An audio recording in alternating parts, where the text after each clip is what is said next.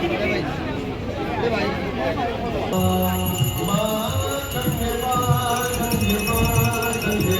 Guys, welcome to another day. Hemkund Sahib का track करने के बाद भाई और वहाँ पे नहाने के बाद उस कुंड में बहुत ज़्यादा ठंडा पानी था। नहा के फिर फटाफट वहाँ से वापसी निकले अपने बेस कैंप में और अब नीचे जा रहे हैं यहाँ से घांगरिया से, जहाँ से बेस कैंप है, पुलना की तरफ। ये 9 किलोमीटर का करीब ट्रैक है, तो भी वहीं से मैं वापस जा रहा हूँ घांगरिया से पुलना की ओर, जो 9 किलोमीटर का ट्रैक करके अभी। और फिर अभी सोचा है कि बद्रीनाथ यहाँ से 34-35 किलोमीटर दूर है कुछ पुलना से, तो सोचा है कि वहाँ से बद्रीनाथ जाया जाए, क्योंकि अभी टाइम भी है और जा भी सकते हैं, ज़्यादा दूर नहीं है। अगर यहाँ आ चुके हैं तो बनता है वहाँ भी होके आ जाना चाहिए दर्शन करके। तो देखते अगर जाते हैं तो आपको बताऊँगा और दिखाऊँगा। तो भाई जब मैंने चढ़ाई की थी ना, तो जब मैं दूसरे रास्ते पे से आया था, इस पुल पे से नहीं आया था, और अब उतरते वक्त मैं इस पुल पे से जाऊंगा, जिसकी का रास्ता यहाँ से होके यहाँ से जाता है। और जब आया था मैं, वो वहाँ से आया था कहीं से, उसके उस पार ही रास्ता था जो आप देख रहे हो ना, वहाँ से वो नीचे से आके वहाँ से रास्ता आया था, और ये वाला दूसरा जाता है। तो अब पुल का यूज़ करने वाला हूँ मैं, इस पुल से जाएंगे। ये है ऐसा पुल का रास्ता, कुछ नीचे से ऐसे, ये एक नदी है, ये बहती है, बड़ा तेज़ झरना सा है, और इतनी हाइट पे ऐसे थोड़ा बढ़िया है देखने में। ये देखो क्या मस्त व्यू है।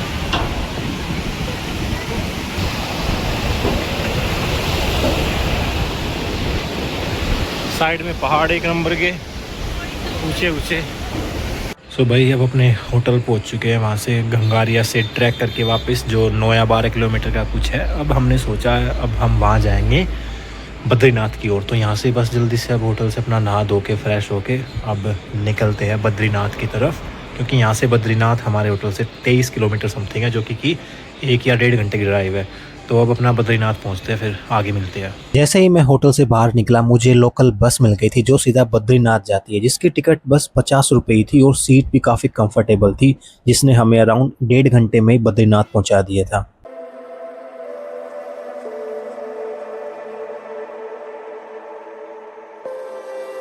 सो गाइस, बद्रीनाथ हम पहुंच चुके हैं लगभग। पहले प्लान ये था कि टैक्सी से करके जाएंगे, जो कि टैक्सी वाला अराउंड 3-4 हज़ार रुपये मांग रहा था हमारे होटल से, जो कि गोविंद घाट से थोड़ा सा आगे पंडुकेश्वर था।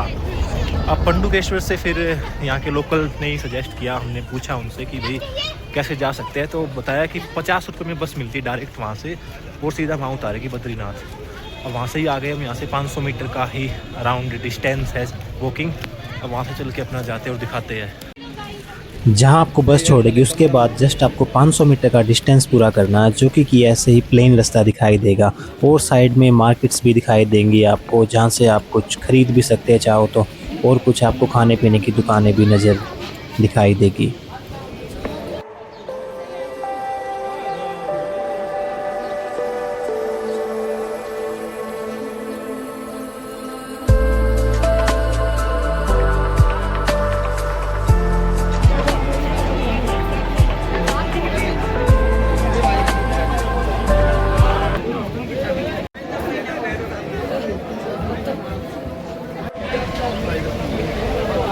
ये गर्म कुंड है भाई, देखो कैसे नहा रहे हैं लोग, बढ़िया। जैसे ही शाम होती है, केदारनाथ धाम मंदिर की लाइटें जल जाती है, और जो कि देखने में बहुत ही सुंदर दिखाई देती है। शाम को आते ही हमें यहाँ पे कोई बस मिली नहीं थी, क्योंकि लास्ट बस 12:30 बजे की होती है। फिर यहाँ से ही हमने टैक्सी पकड़ के वापस अपने होटल की ओर गए।